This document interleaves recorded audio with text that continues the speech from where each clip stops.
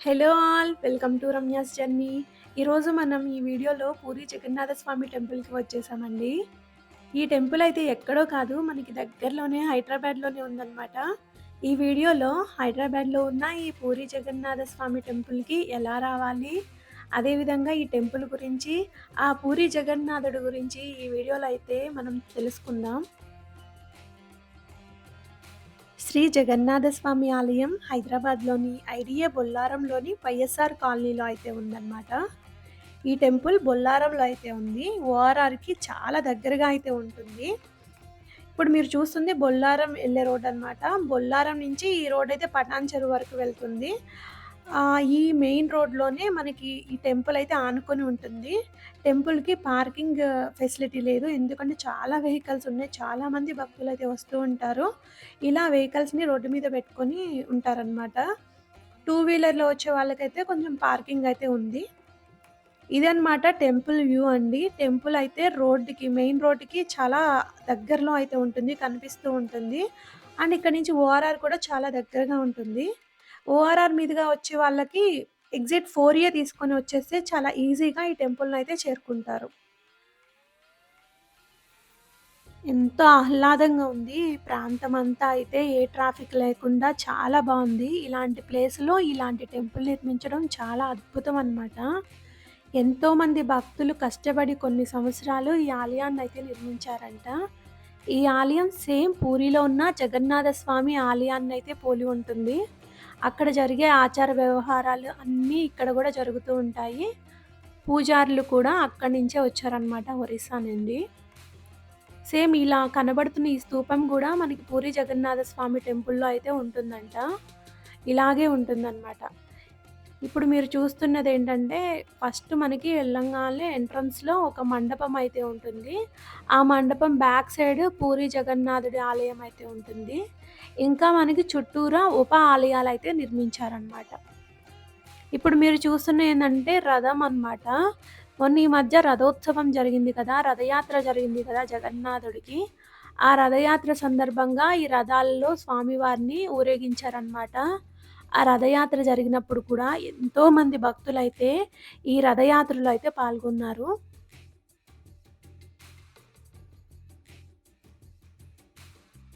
రథయాత్రలో మన జగన్నాథుడిని, సుభద్రామాతని, బలభద్రుడిని మోసిన ఈ రథాలనైతే మనం చూసుకోవచ్చండి.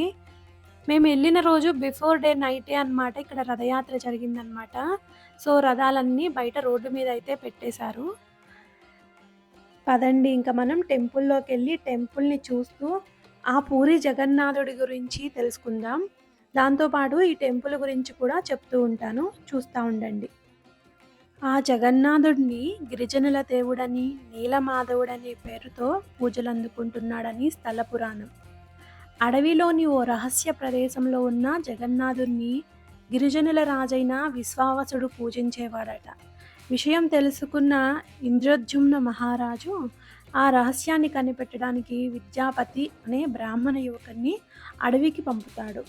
విశ్వావసుడి కూతురు లలితను విద్యాపతి ప్రేమించి పెళ్లి చేసుకుంటాడు. విగ్రహాన్ని చూపించమని పదే పదే అడుగుతూ ఉంటాడు వాళ్ళ మామగారిని. అల్లుడి మాట కాదనలేని ఆ విశ్వావస రాజు అతని కళ్ళకు గంతలు కట్టి గుడి దగ్గరకైతే తీసుకువెళతాడు. విద్యాపతి తెలివిగా దారి పొడుగునా ఆవాలు జారవిడుస్తూ వస్తాడంట. కొన్నాళ్ళకు అవి మొలకెత్తి దారి అయితే స్పష్టంగా తెలుస్తుంది. దీంతో వెంటనే ఇంద్రద్యుమ్న మహారాజుకు కబురు పెడతాడు. రాజు అడవికి చేరుకునేలోగానే విగ్రహాలు మాయమవుతాయి. దీంతో ఇంద్రద్యుమ్నుడు నిరాశతో నిరాహార దీక్ష మొదలుపెట్టి అశ్వమేధ యాగమైతే చేస్తాడు. ఆ నీలాచలం మీద ఓ ఆలయాన్ని నిర్మించి నరసింహస్వామి విగ్రహాన్ని ప్రతిష్ఠిస్తాడు. ఒకనాడు ఆయన అక్కడే నిద్రిస్తుండగా జగన్నాథుడు కలలో కనిపించి సముద్ర తీరంలో చాంకీ నది ముఖద్వారానికి వేప కొయ్యలు కొట్టుకొస్తాయని, వాటితో విగ్రహాలు చేయించమని చెప్తాడు. కొయ్యలైతే కొట్టుకొచ్చాయి కానీ విగ్రహ నిర్మాణానికి ఎవ్వరూ ముందుకు రాలేదన్నమాట.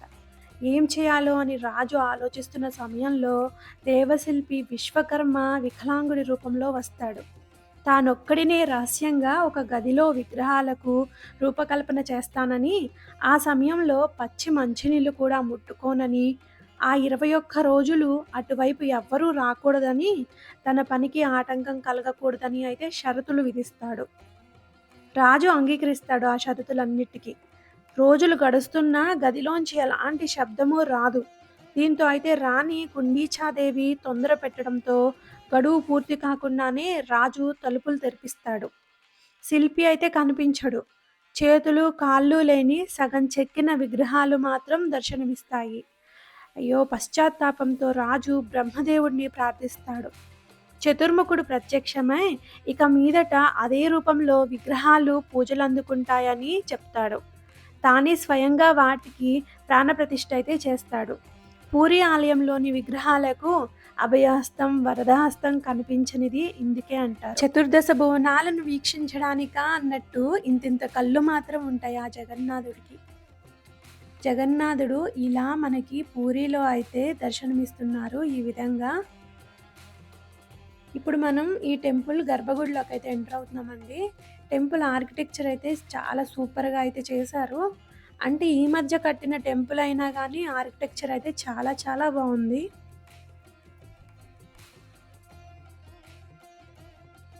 ఈ టెంపుల్‌లో దశావతారాల స్టోరీలు అర్థమయ్యేలాగా అయితే ఒక చిత్రకళ అయితే ఉందండి.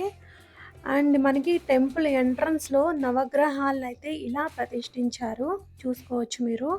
మొత్తం మనకి ఒరిస్సా యొక్క ఆర్కిటెక్చర్ అయితే కనిపిస్తూ ఉంటుంది.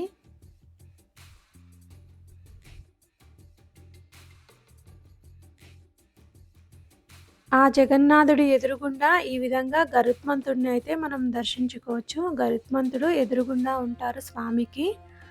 అండ్ స్వామి మనకి ఈ విధంగా అయితే దర్శనమిస్తాడు. జగన్నాథుడు, సుభద్రామాత, బలభద్రుడు ఈ ముగ్గురు ఈ విధంగా మనకి దర్శనమిస్తారండి. టెంపుల్ అయితే ఇలా ఉంటుంది. అలా మనం దర్శించుకొని టెంపుల్ బయటికి వస్తే, టెంపుల్ బయట కూడా మనకి దశావతారాలతో ఉన్న స్వాములైతే మనకి దర్శనమిస్తారు.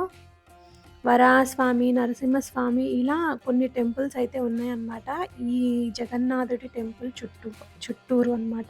అంటే మనం దర్శనమై బయటకి రాంగాల్నే ఈ గర్భగుడికే ఆనుకొనైతే ఉంటాయన్నమాట. ఇంకా ఉప ఆలయాలైతే ఉన్నాయి. అవన్నీ కూడా చూపిస్తాను చూడండి. మనం ఇప్పుడు జగన్నాథ స్వామి ఆలయంలో నుంచి ఈ విధంగా చూపిస్తున్నాను నేను. వ్యూ అయితే ఇలా ఉంటుందన్నమాట. చుట్టూరు ఇంకా ఉప ఆలయాలైతే ఉన్నాయని చెప్పాను కదా! ఇవి అన్నమాట అవి. ఇప్పుడు మీరు చూస్తున్నది మహాలక్ష్మీదేవి టెంపుల్ అండి. తర్వాత ఆంజనేయ స్వామి దర్శనమిస్తారు మనకి. ఇంకా వినాయకుడికి, శివపార్వతులకి, దుర్గామాతకి ఉప ఆలయాలైతే ఉన్నాయి ఈ టెంపుల్‌లో. అన్నీ కూడా అక్కడ మనకి ఒరిస్సాలో జరిగే సాంప్రదాయంతోనే మనకి టెంపుల్‌లో పూజలు కానీ, అక్కడ ప్రతీదీ జరుగుతూ ఉన్నాయి. అండ్ ఇంకా ఈ బొల్లారంలో ఉన్న ఈ జగన్నాథ స్వామి టెంపుల్‌లో అయితే నిత్య అన్నదానం కూడా చేస్తా ఉంటారు. టెంపుల్ అయితే చాలా చాలా అద్భుతంగా ఉందండి. ప్రతి ఒక్కళ్ళు వచ్చి ఎంజాయ్ చేయాల్సిన ప్లేస్ అన్నమాట. చాలా బావుంది.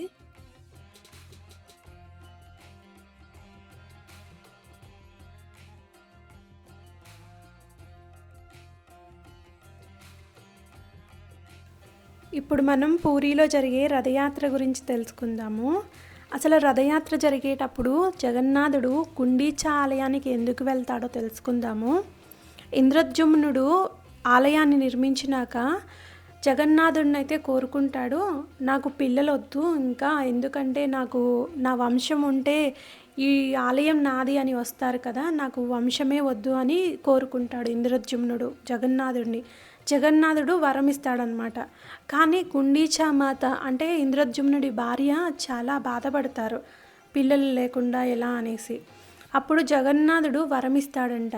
ప్రతి సంవత్సరం 21 రోజులు నేను నీ దగ్గరికి వచ్చి ఉంటాను అనేసి, నేను సుభద్ర, బలభద్రుడితో సహా మేము ముగ్గురం వచ్చి నీతో ఉండి ఆతిథ్యం తీసుకుంటామని అయితే వరమిస్తారంట గుండీచా మాతకి.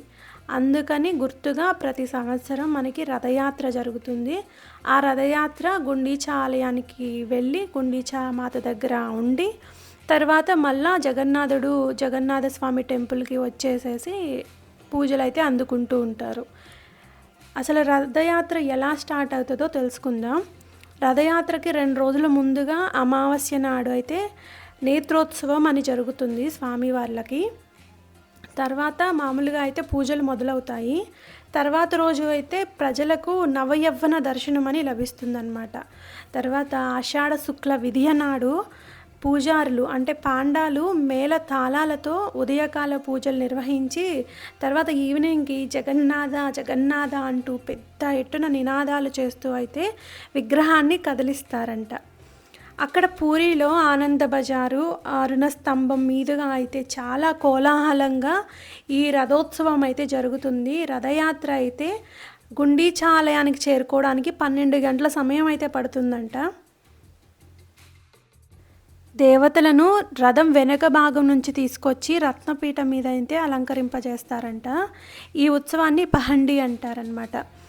ఇలాంటి టైంలో కులమత భేదాలకైతే తావుండదు.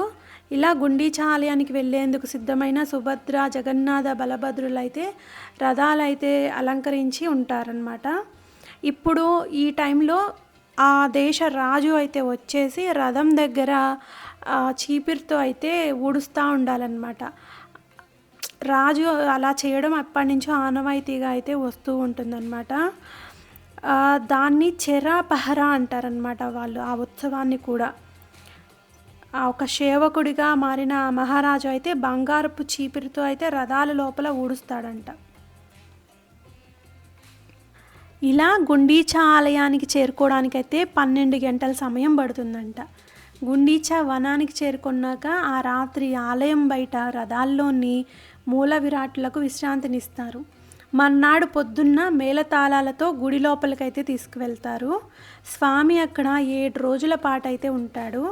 5వ రోజున ఒక ఆసక్తికరమైన విశేషం అయితే జరుగుతుంది. ఆలయంలోకి తనతో పాటు తీసుకెళ్ళలేదని స్వామిపై అలిగిన లక్ష్మీదేవి గుండీచా గుడి బయట నుంచే జగన్నాథుడిని ఓరకంట దర్శించి పట్టలేని కోపంతో స్వామి రథాన్ని అయితే కొంతమేర ధ్వంసం చేసి వెనక్కి వెళ్ళిపోతుంది అంట. ఈ ముచ్చట్ని అంతా అమ్మవారి పేరిట పూజారులే జరిపిస్తూ ఉంటారు పూరిలో. ఆ రోజును హీరా పంచమి అని అంటారంట. వారం పాటు గుండీచాదేవి ఆతిథ్యం స్వీకరించిన సుభద్ర, జగన్నాథ, బలభద్రులు దశమి నాడు తిరుగు ప్రయాణం అయితే చేస్తారు. దీన్ని బహుదా యాత్ర అంటారు. జగన్నాథుడు మాత్రం దారిలో అర్దాసని అంటే మౌసీమాగా ప్రసిద్ధి అన్నమాట. అక్కడ గుడి దగ్గర ఆగి తియ్యటి ప్రసాదాన్ని అయితే ఆరగిస్తాడు. మధ్యాహ్నానికి 3 రథాలు ఆలయానికి చేరుకుంటాయంట. తర్వాతి రోజు ఏకాదశి నాడు స్వామివార్లను బంగారు ఆభరణాలతో అలంకరించి దర్శనానికైతే అనుమతిస్తారు. ఆ దృశ్యం అద్వితీయం, అసలు ఎంతో బాగుంటుందన్నమాట. అలా అలంకరిస్తారు స్వామివార్లని అక్కడ. ద్వాదశి నాడు మళ్ళీ విగ్రహాలను రత్నసింహాసనంపై ప్రతిష్ఠించడంతో రథయాత్ర పూర్తవుతుంది. ఇదండి రథయాత్ర గురించి నాకు తెలిసిన స్టోరీ నేను చెప్పాను మీకు. ఇలా అయితే అక్కడ రథయాత్ర జరుగుతుందన్నమాట.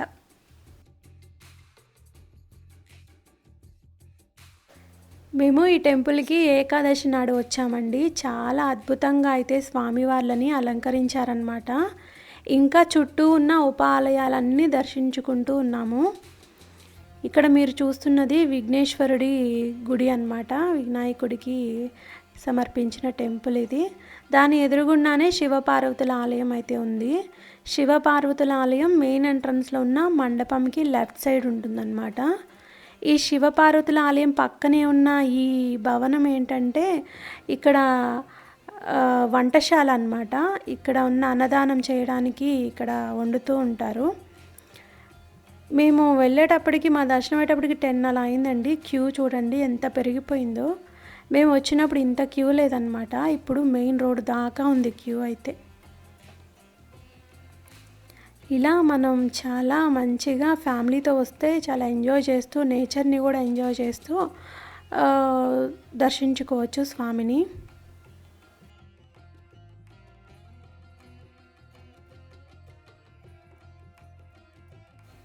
చూసారా ఎంత పెద్ద క్యూ ఉందో? మెయిన్ రోడ్ దాకా ఉందన్నమాట క్యూ. చాలామంది జనాలైతే వస్తూ ఉంటారు ఇక్కడ స్వామివారిని దర్శించుకోవడానికి. అందులోనూ ఏకాదశి కదా, చాలామంది జనాలైతే వచ్చారు భక్తులు. ఇదండి ఈ వీడియో. మీకు ఈ వీడియో ఎలా అనిపించింది? మీకు ఇన్ఫర్మేటివ్గా ఉందో లేదో నాకు కమెంట్ బాక్స్లో చెప్పండి.